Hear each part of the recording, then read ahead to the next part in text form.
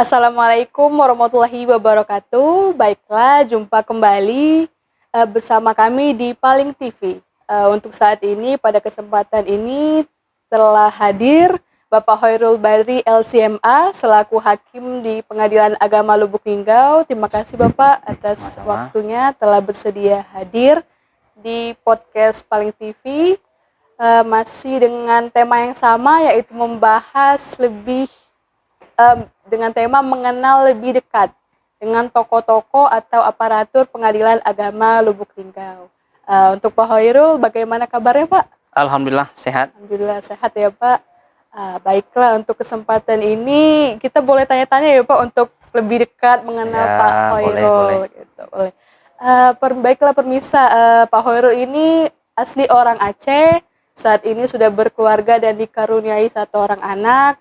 Sebelum menjadi seorang hakim, beliau ini pernah berkuliah di Mesir ya Pak ya? Iya. Nah, ini menarik sekali permisa ya, atau mungkin untuk para pemirsa yang mau berkuliah di Mesir, nanti kita tanya-tanya ini, bagaimana caranya atau tips dan triknya ya Pak ya, bisa berkuliah di sana.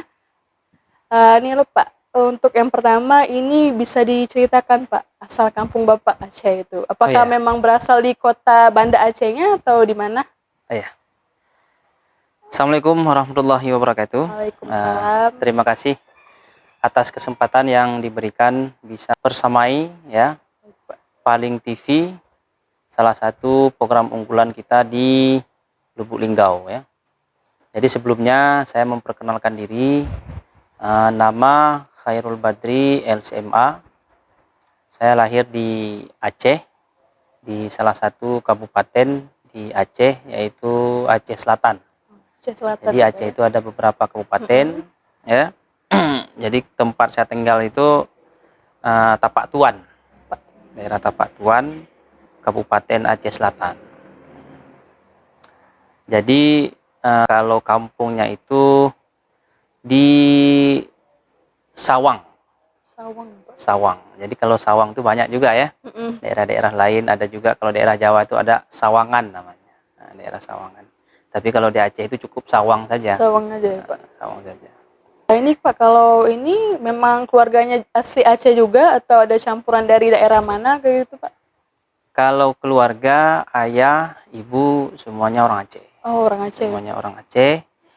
Memang asli Aceh semua. Tidak ada campurannya. Termasuk istri juga ya Termasuk Pak? istri Aceh juga. Karena di Aceh itu memang rata-rata orang asli Aceh, jarang yang ada pendatang ya. Sebelum tsunami ya kan, sebelum tsunami itu jarang ada yang pendatang, rata-rata memang asli pribumi di sana. Namun setelah tsunami itu mungkin campur baurnya sudah banyak ya. Sudah banyak pendatang, sudah ada yang menikah dengan orang luar kan. Kalau dulu kan hanya 1-2 orang, kalau sekarang itu sudah banyak. Nah, baik yang ke Medan, ke Riau kan, dan lain sebagainya. Jadi sudah sangat majemuk lah sekarang ya, sudah rame. Jadi tidak bisa kalau mungkin dia orang Aceh, tapi bapaknya orang lain kan. Iya Pak. Mungkin dia lahir di Aceh gitu. Nah ini Pak, kalau tadi kan sudah Amel ini bilang tadi kepermisakan kalau Bapak pernah kuliah di Mesir nih. Ini jadi ceritanya bagaimana Pak? Bapak besar di Aceh, terus bisa menempuh pendidikan hingga ke Mesir kayak gitu Pak? Perjalanannya Pak? Jadi saya itu pendidikan, kalau jenjang pendidikan, ya namanya anak daerah ya kan, anak kampung, tentunya pendidikan pertamanya itu di kampung halaman itulah. SD saya di sana. Jadi setelah SD itu ada keinginan orang tua supaya saya melanjutkan pendidikan itu bukan lagi di daerah ya kan. Saya harus mengenyam pendidikan di kota karena di kota itu tingkat dan kualitasnya kan lebih berbeda. Jadi akhirnya terpilihlah Kota Banda Aceh sebagai salah satu tempat pendidikan lanjutan. Kemudian setelah tamat dari SD, saya menempuh pendidikan di Pondok Pesantren Darul Ulum. Darul Ulum selama 3 tahun di Kota Banda Aceh. Kemudian itu Pondok Pesantren terpadu ya kan, pondok modern terpadu. Setelah tamat 3 tahun di sana, kemudian saya pindah ke pondok pesantren lain, masih di wilayah Kota Banda Aceh juga, itu pondok pesantren Ruhul Islam Anak Bangsa di daerah Matai. Kalau di Aceh itu terkenal daerah Matai namanya. Jadi setelah mengenyam pendidikan pesantren ya kurang lebih 6 tahun, jadi sudah punya modal bahasa Arab, modal ilmu-ilmu dasar seperti ilmu fikih, ilmu tafsir, hadis dan lain sebagainya. Ternyata setelah datang tsunami, ya kan, tsunami, jadi banyak waktu itu peluang-peluang untuk belajar ke Timur Tengah, salah satunya ke Timur Tengah. Jadi kami dianggap anak-anak korban tsunami lah, meskipun tidak mengalami langsung, sehingga mendapatkan kesempatan untuk belajar ke Timur Tengah. Nah, meskipun demikian, tetap pemerintah melalui Kemenak waktu itu juga membuat semacam tes, ya kan, tes wawancara, tes tulis. Jadi kita memang dicari bakat-bakat yang betul-betul, ya kan, yang pergi ke Mesir waktu itu. Alhamdulillah saya ikut tes, kemudian lewat.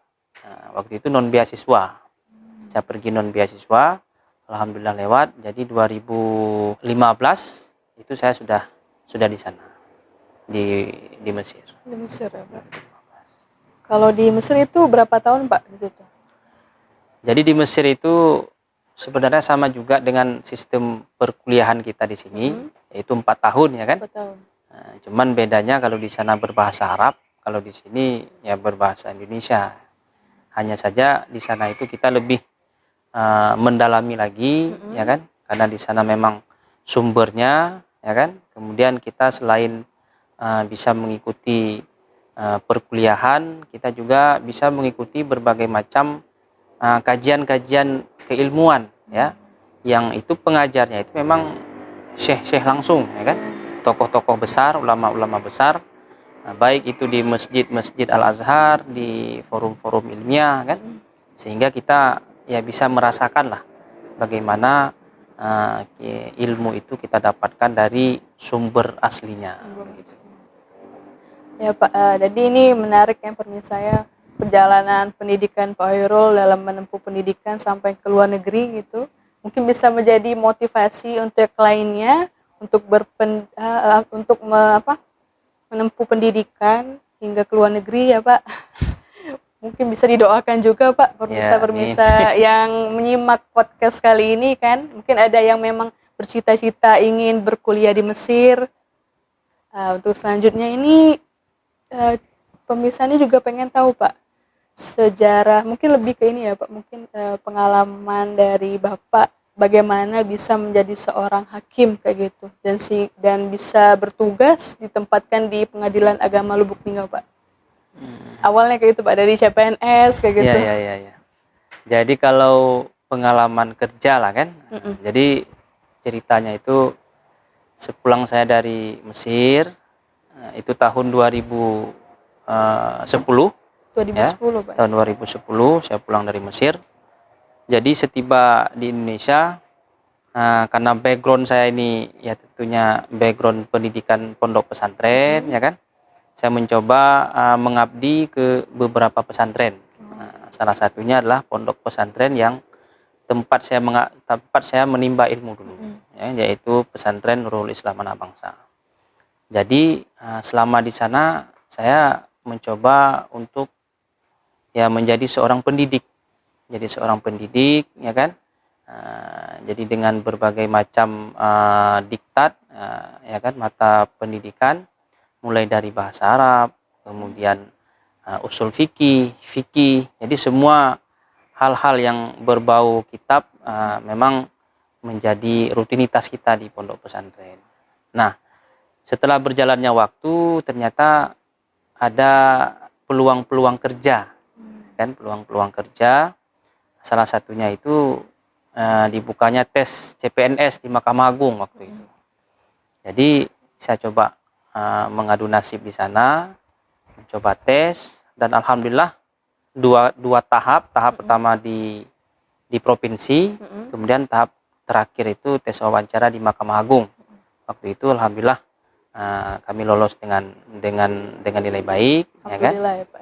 Sehingga bisa bekerja di Mahkamah Agung. Itu tahun berapa Pak? Tes Tahun itunya, Pak? 2000 akhir 2010. 2009. SK-nya itu 2011 kalau nggak salah. Jadi setelah lewat dinyatakan lolos, saya ditugaskan pertama itu di Mahkamah Syariah Janto. Oh, masih di sekitar wilayah Aceh. Masih ya? di sekitar wilayah Aceh yang dekat dengan ibu kota provinsi. Jadi Janto ini Kabupaten Aceh Besar. Kabupaten Aceh Besar itu memang berdekatan dengan Banda Aceh. Pas kali waktu itu saya masih terdaftar di Pasca Sarjana UIN Ar-Raniri.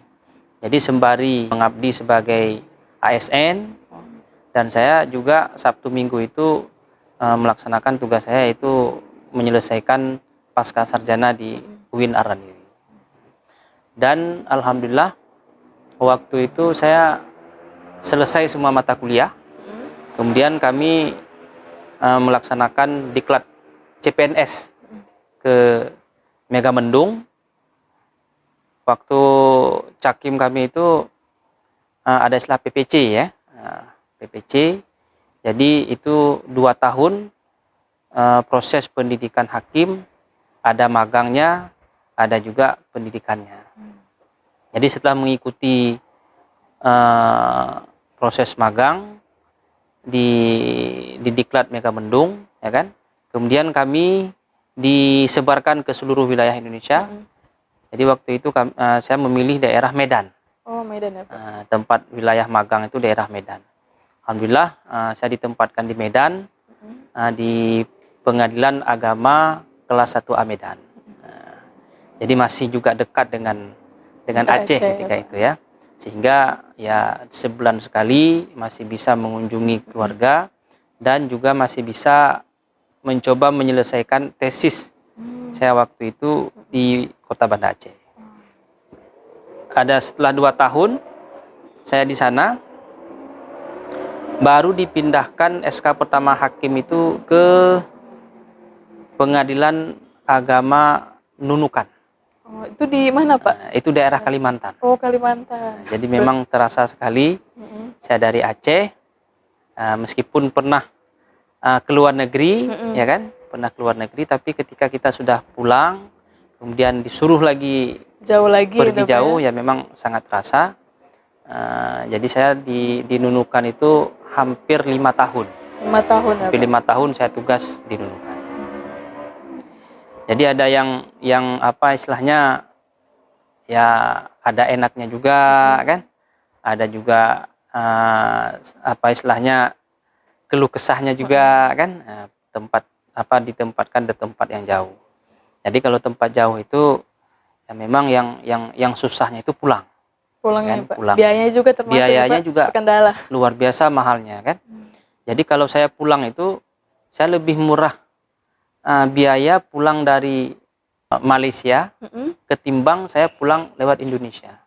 Karena Nunukan itu kan perbatasan langsung dengan Malaysia. Oh. Nah, jadi di sana itu ada karena ada wilayah-wilayah laut ya kan, kepulauan, sehingga nyebrang ke Malaysia itu kita bisa langsung ke bandara ya. Dari bandara itu dari bandara di daerah Sabah ya, kita bisa langsung ke KL. KL, dari KL kita bisa masuk Medan. Jadi kalau berangkatnya itu biasa, kalau berangkat pagi itu jam-jam 4 sore kita sudah masuk KL. Tapi kalau pulang lewat Indonesia, lebih lama lagi Pak? Itu lebih lama lagi. Bahkan saya harus nginap dulu di Jakarta. Karena sampai Jakarta itu pesawatnya sudah nggak ada lagi yang terbang ke Medan kan, karena pesawat terakhir. Karena dari Nunukan itu kita harus nyebrang dulu ke Tarakan. Karena bandara itu ada di Pulau Tarakan. Jadi di Tarakan itu nanti kita terbang ke Balikpapan dulu. Jadi perjalanannya ini ya Pak, stop-stopnya banyak ya Pak? Iya, dari Tarakan naik pesawat Lion ya kan. Itu ke Balikpapan sekitar hampir 2 jam lah. Hampir 2 jam. Kemudian dari Balikpapan kita transit, nunggu pesawat lagi, ya kan? Itu nanti baru ada pesawat sekitar jam 11, ya kan, jam 11 atau jam 12 lah. Nah, kemudian baru kita nanti ke Jakarta, itu hampir 3 jam lebih, ya hampir 3 jam lebih ke Jakarta. Sampai Jakarta emang sudah istilahnya sudah sangat letih, ya kan? Apalagi kita pulang dengan keluarga, dengan anak-anak. Sehingga alternatif paling baik itu ya lewat Malaysia. Lewat Malaysia tadi lebih lewat Malaysia. singkat. Jadi kalau keuntungannya kalau lewat Malaysia, kita perjalanannya istilahnya domestik, ya kan? Tapi kita pelayanannya internasional karena kita pakai paspor. Sehingga jumlah barang yang kita bawa itu ya melebihi daripada penerbangan domestik, kan? Jadi bisa satu orang tuh 40 kilo, sehingga 2 orang ya tidak ada yang over, ya kan? Jadi seperti itulah penempatan di daerah perbatasan, ya, di Nunukan. Setelah dari Kalimantan, Pak, tugasan kemana lagi, jadi Pak? Setelah saya tugas di Kalimantan, setelah hampir 5 tahun di sana, kemudian saya dimutasikan ke wilayah Aceh. Oh, ke wilayah Aceh lagi, ya, Pak? Masuk Aceh lagi, tapi masih di pulau juga. Di pulau. Namanya Pulau Sinabang. Sinabang itu salah satu pulau yang ada di Aceh, ya kan? Ada juga namanya Sabang. Nah, ini Sinabang. Jadi saya bertugas di Sinabang itu hampir 2 tahun saya bertugas di Sinabang. Karena waktu saya masuk Sinabang itu, kalau tidak salah saya itu 2018 akhir saya masuk Sinabang. 2019 akhir. Ya. Antara 2018 lah. Ya, 2018 akhir saya masuk Sinabang, setelah itu Covid. Oh, Covid. Jadi Covid sama juga, saya nggak bisa bolak-balik juga. Karena dari Sinabang itu ke tempat daerah saya itu harus menempuh perjalanan laut sekitar 12 jam. Berarti lumayan jauh, Pak, ya, ke ini ya? Iya, dari daratan itu kan, dari daratan Aceh ke Pulau Sinabang itu hampir 12 jam. Jadi kalau kapal ferinya itu berangkat pagi, sampai sana itu hampir malam. Kalau berangkat malam, sampai ke daratan Aceh itu pagi. Jauh juga jadi ya, jadi seperti walaupun dekat aja tapi jauh juga ya, masih hitungannya, kemudian Pak. ditambah lagi dengan Covid. Sehingga jadwal-jadwal kapal itu banyak Batas, yang ya, Pak, ya? dibatasi, ya kan? Dibatasi sehingga banyak syarat-syarat lah. Sehingga malas juga kita pulang, kan, karena kan terlalu banyak syarat-syarat. Nah, setelah 2 tahun di sana, hampir 2 tahun, saya dimutasikan lagi ke Pengadilan Agama Lubuk Linggau. Nah, jadi di awal tahun 2021 saya bertugas di sini, Januari, ya, saya dilantik itu. Jadi sampai sekarang sudah hampir 2 tahun, ya. 2 tahunan, ya, Pak. 2 tahunan saya bertugas di Pengadilan Agama Lubuk Linggau. Baik, ya, Pak. Jadi lumayan ini ya, Pak. Ya, panjang juga ini berarti. Panjang juga sih perjalanan tugasnya, pindah-pindah, kan. Nah, ini Pak, jadi berdasarkan cerita Bapak tadi, kira-kira pengalaman yang paling berkesan lah, Pak, menurut Bapak selama bertugas itu, Pak? Pengalaman, ya. Jadi memang pertama jadi hakim itu memang senang, ya kan? Senang, gembira, ya bangga, ya kan? Namun setelah penempatan itu memang ada rasa sedikit tidak senang, gitu kan? Apalagi penempatannya seluruh Indonesia, kan? Indonesia ini bukan Sumatera saja, ya kan? Bukan Pulau Jawa, seluruhnya. Nah, sehingga mau tidak mau, karena pesan tugas tadi, ya kan? Sehingga kita melaksanakan tugas tersebut. Salah satu yang paling terkesan itu penempatan saya di Nunukan. Oh, yang di Kalimantan tadi, Pak, ya? Jauh, kan? Jadi kalau kita istilahnya alami, menghayati, memang banyak sekali sih pengalaman-pengalaman yang kita dapatkan dari kerja kita, kan? Apalagi kerja hakim, ya kan? Kerja hakim itu sepertinya memang kita harus seutuhnya terjun menjadi seorang hakim. Karena hakim itu selain dia bekerja dengan fisik, tapi lebih daripada itu dia bekerja dengan dengan pikirannya, kan, dengan kondisi batinnya. Jadi kalau kondisi batin hakim itu terganggu, ya kan, maka akan ikut terganggu juga kepada kinerjanya. Jadi itu mempengaruhi, Pak, ya? Sangat mempengaruhi. Jadi kita harus sedini mungkin, sedapat mungkin beradaptasi, ya kan, dengan lingkungan yang ada, berbaur, ya anggap aja lah kampung sendiri, ya kan, anggap aja keluarga sendiri, sehingga kita lebih enjoy dalam melaksanakan tugas, ya kan. Toh juga masih daerah kita, kan, masih orang kita, masih orang-orang yang kita kenal, ya kan. Jadi memang di balik itu kita ya menemukan orang-orang baru, ya kan, menemukan pengalaman baru, sehingga dengan beradaptasi lebih cepat kita bekerja pun lebih giat, sehingga tidak ada kendala, tidak ada rasa takut, tidak ada rasa ini kampung orang, tidak ada. Sehingga kita lebih berani, lebih dalam melayani masyarakat. Baik, Pak, ini jadi kan sudah 2 tahun ya, Pak, hampir 2 tahun mungkin ya di ini PA Linggau. Ini ada rencana nggak, Pak? Rencana kayak apa tuh, rencana kerja yang ingin Bapak terapkan di Pengadilan Agama Lubuk Linggau? Sebenarnya kalau dilihat dari tempat-tempat tugas, ya kan, saya kan pertama tugas itu kan di daerah terpencil, ya kan. Jangankan dari istilahnya semangat kerja, etos kerja, dari fasilitas saja kita sudah down di situ, ya kan. Jadi kita dari fasilitas, apalagi di daerah perbatasan itu memang sangat minim fasilitas. Jangankan di ruang kerja kita ada AC, di ruang sidang aja kadang nggak ada AC. Belum lagi mati lampu. Nah, itu mati lampu itu sangat menyakitkan itu. Kita pakai baju toga, ya kan, ada AC, bahkan pakai kipas angin, mati lampu pula. Nah, jadi bersidang kita melaksanakan sidang, kan. Nah, kalau dibandingkan dengan tempat sekarang, ya memang lebih jauh, kan. Apalagi Lubuk Linggau ini kan kelas 1B, kan. Tentu dengan fasilitasnya, dengan berbagai macam fasilitas itu sangat mendukung kinerja. Namun demikian, ya namanya tadi kan suatu perjuangan, ya kan. Dan alhamdulillah sekarang kalau kita lihat sepertinya di daerah-daerah itu sudah mulai banyak perubahan, ya kan.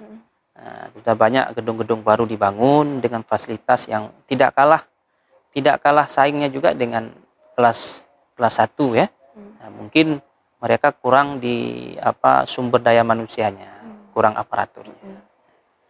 Jadi kalau budaya kerja itu memang ya itulah, artinya karena kita bekerja melayani masyarakat tadi, tentunya kita ini harus duluan lebih semangat.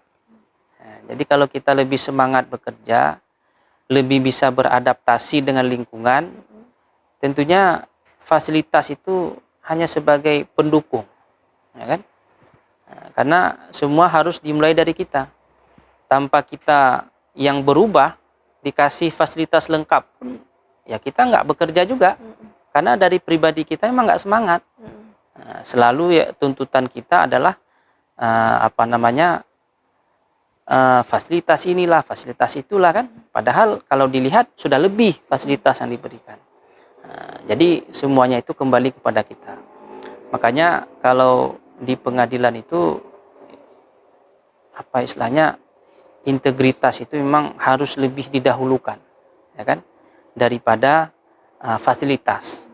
Karena kalau kita berintegritas tanpa fasilitas pun sepertinya kita bisa memberikan pelayanan terbaik kepada masyarakat. Tapi kalau kita tidak punya integritas, hanya terpaku kepada fasilitas, mau sidang kalau ruang sidangnya bagus, ya kan, harus dipanggil dulu lah, harus inilah, harus itu, kan. Nah, jadi itulah yang menghambat, ya kan, menghambat masyarakat, menghambat kinerja kita, ya kan, dalam mencari keadilan. Baik, Pak, ini untuk yang terakhir ya, Pak. Mungkin ada kata-kata motivasi dari Bapak biar pemirsa yang ini mendengarkan lebih semangat lagi dalam bekerja, Pak. Jadi kalau motivasi kerja itu ya tentunya harus berbau syariahnya, ya kan? Karena kita sebagai umat Islam ini apapun yang kita lakukan itu tidak terlepas daripada niat. Jadi niat itulah yang nanti akan membedakan, ya kan, antara yang mana ibadah dan yang mana bukan ibadah. Jadi kalau niat kita sudah bagus, niat kita sudah bersih, ya kan, tentunya kita tidak akan pernah menghindar dari yang namanya beban kerja. Karena kalau niatnya tidak betul, beban kerja yang sedikit itu malah kita anggap besar. Jadi terasa berat. Terasa gitu. berat. Tapi kalau niatnya bagus, ya, seberat apapun beban kerja, itu kita merasa lebih enjoy, ya kan, merasa lebih nikmat, merasa lebih bersemangat, ya kan. Apalagi kita di Lubuk Linggau ini kan kelas 1B dengan wilayah kerja yang sangat luas, dengan perkara yang sangat banyak, ya kan. Tentunya kalau kita tidak tidak bagus niatnya, ya, tidak punya etos kerja yang tinggi, ya mungkin kita tidak sanggup di sini karena beban kerjanya banyak. Nah, tapi ketika niat itu kita perbaharui dengan baik, ya kan, seberapapun banyak perkara, seberat apapun perkaranya, pasti akan mudah kita lalui, mudah kita laksanakan dengan baik. Seperti itu. Jadi kembali kepada niat tadi. Nah, ini luar biasa sekali ya pemirsa ya. Tadi sudah kita dengarkan motivasi dari Pak Hoirul. Jadi ini akhir dari pembicaraan podcast. Dan terima kasih untuk Pak Hoirul atas kesempatannya telah bersedia untuk bergabung di Kaleng TV.